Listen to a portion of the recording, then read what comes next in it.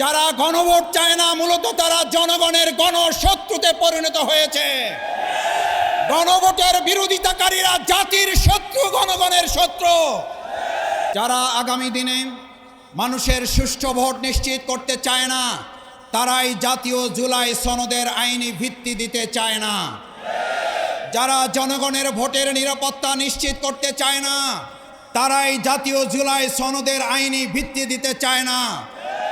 যারা বাংলাদেশে আগামী দিনে একটি মানবিক বাংলাদেশ বিনির্মাণ হোক তারাই গণভোটের মাধ্যমে মানুষের অধিকারের প্রতি তারা শ্রদ্ধা দেখাতে চায় না।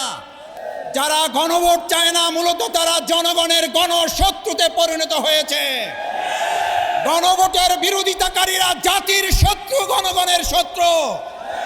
আমার ভাই এবং বন্ধুগণ, আমরা গণভোট চাই কেন? আমরা গণভোট চাই পোস্টার লাগানো হলে আপনারা দেয়ালে দেয়ালে দেখবেন একজন আর পোস্টারের উপর আর একজন পোস্টার লাগিয়ে দিচ্ছে। সকালে ব্যানার লাগালে দুপুরে ব্যানারগুলো খুলে ছিঁড়ে ফেলে দেওয়া হচ্ছে। আমরা জানতে চাই প্রশাসনের কাছে, যদি আজ ব্যানারের নিরাপত্তা না থাকে, পোস্টারের উপর আর একজন পোস্টার লাগিয়ে দেয়, এই রাজনৈতিক সৌজন্যতা যারা দেখাতে পারে না তারা জনগণের ভোটের প্রতি সৌজন্যতা কি করে দেখাবে? অত্যন্ত দুর্ভাগ্যের ব্যাপার। আমি দু একজনের কাছে ফোন করে জানতে চেয়েছিলাম, ঢাকা সহ সারা দেশে আমাদের পোস্টারগুলোর উপরে পোস্টার লাগান, আর কোনো জায়গা কি আপনাদের চোখে পড়ে না? একজন হাসতে হাসতে তাদেরই লোক বলেছিল, মাসুদ ভাই কি বলবেন, দুঃখের কথা, দলে তো এখন কর্মী নাই, ভাড়াটে সন্ত্রাসী এবং কতিপয় টোকাই শ্রেণীর লোক দিয়ে কাজগুলো করাতে হয়। ওরা তো জানে না কোনটা জামাতের পোস্টার আর কোনটা আমাদের পোস্টার আর কোনটা অন্যদের পোস্টার। আপনারা এই দেউলিয়াত্বের জায়গায় পৌঁছেছেন ঢাকা বিশ্ববিদ্যালয় নির্বাচনের পর, এই দেউলিয়ায় পৌঁছেছেন জাহাঙ্গীরনগরের পর, এই দেউলিয়ায় পৌঁছেছেন চট্টগ্রামের নির্বাচনের পর, এই দেউলিয়ায় পৌঁছেছেন রাজশাহী বিশ্ববিদ্যালয় নির্বাচনের পর। এখন জাতীয় অপেক্ষায় আছে, জাতীয় নির্বাচনের পর আপনারা জাতীয় দেউলিয়ায় পরিণত হবেন।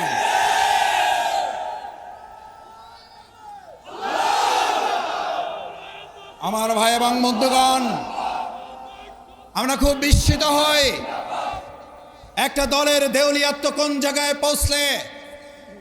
আপনারা যখন কথা বলেন গণভোট এবং জাতীয় ভোট একই দিনে অনুষ্ঠিত হবে, গণভোট এবং জাতীয় ভোট একই দিনে অনুষ্ঠিত না হয়ে গণভোট আরো 15 দিন পরে অনুষ্ঠিত হওয়ার মধ্যে পার্থক্য কি? এইটা একজন সাধারণ সম্মানিত রিকশাওয়ালা বোঝে, কিন্তু আমাদের বড় দল যারা ক্ষমতায় চলে গেছে মনে করে তারা বুঝতে পারে না।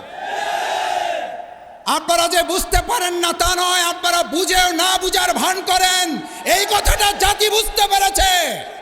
গণভোটের মাধ্যমে দাবি আদায় করা ছাড়া বাংলাদেশের মানুষ আগামী দিনে জাতীয় নির্বাচন হতে দেবে না। হতে যে দেবে না। 4টা বিশ্ববিদ্যালয় নির্বাচনের পর মাথা এমন গরম হয়েছে, এখন মসজিদে ইসলামপন্থী এবং দেশপ্রেমিকদের উপরে হামলা শুরু করেছে। পরিষ্কার বার্তা দিতে চাই, প্রধান অতিথি কথা বলবেন, 24 ঘন্টার মধ্যে নোয়াখালীর সন্ত্রাসীদেরকে গ্রেফতার করতে ব্যর্থ হলে পরবর্তী দায় সরকারকে নিতে হবে। উপদেষ্টা যিনি মাননীয়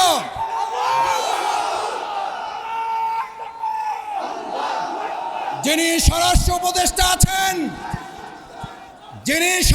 উপদেষ্টা আছেন, যদি আপনারা মনে করেন দলকানা প্রশাসন হবেন, দলকানা প্রশাসন মানবে না জনগণ। দলকানা প্রশাসনের চরিত্র কি এবং তাদের পরিণতি কি? 2024 সালের জুলাই আগস্টে শুধুমাত্র শেখ হাসিনার বিরুদ্ধে লড়াই হয় নাই, লড়াই হয়েছিল দলকানা প্রশাসনের বিরুদ্ধেও। শেখ হাসিনাকে দেশ ত্যাগ করার আগেও দলকানা প্রশাসনকে পিলারের খাম্বার সাথে ঝুলিয়ে রেখেছিল জনগণ। আমি সেই পরিণতির দিকে প্রশাসনকে খেয়াল করার অনুরোধ করতে চাই।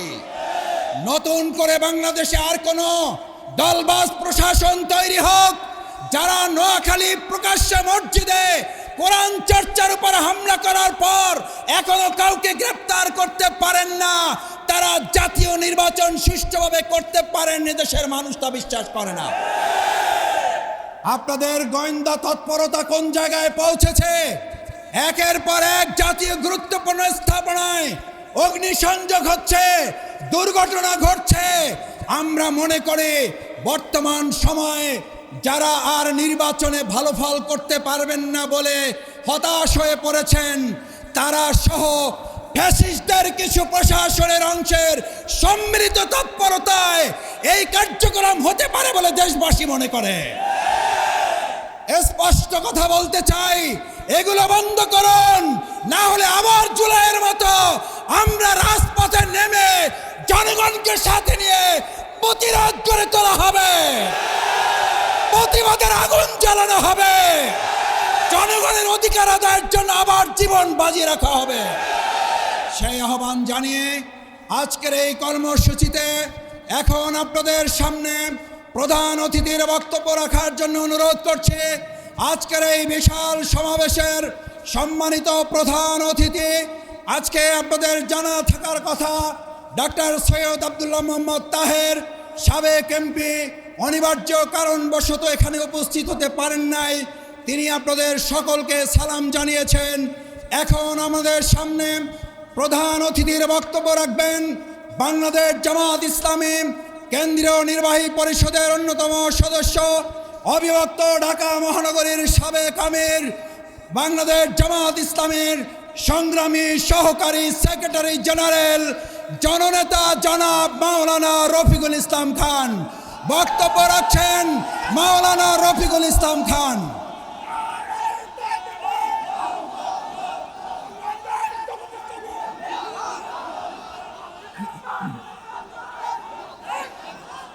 আলহামদুলিল্লাহ রব্বিল আলামিন, আসসালাতু ওয়াসসালামু আলা রাসূলিহিল কারীম ওয়া আলা আলিহি ওয়া সাহবিহি আজমাইন। বাংলাদেশ জামাত ইসলামের কেন্দ্র ঘোষিত কর্মসূচির অংশ হিসাবে ঢাকা মহানগরীর দক্ষিণ জামাতের উদ্যোগে আয়োজিত আজকের এই বিশাল বিক্ষোভ সমাবেশের সম্মানিত সভাপতি, বাংলাদেশ জামাত ইসলামের কেন্দ্রীয় কর্ম পরিষদের অন্যতম সদস্য, ঢাকা ৮ আসন অর্থাৎ যে জায়গায় দাঁড়িয়ে আমরা আজকের এই বিক্ষোভ সমাবেশ করেছি, এই অঞ্চলের জামাত মনোনীত আসন্ন জাতীয় সংসদ নির্বাচনে জামাত মনোনীত প্রার্থী ডক্টর অ্যাডভোকেট হেলাল উদ্দিন, সঞ্চালক ডক্টর মাসুদ সহ জাতীয় নেতৃবৃন্দ, মহানগরী নেতৃবৃন্দ, সাংবাদিক বন্ধুগণ, সংগ্রামী ভাই ও বন্ধুগণ, আসসালামু আলাইকুম ওয়া রাহমাতুল্লাহি ওয়া বারাকাতুহু।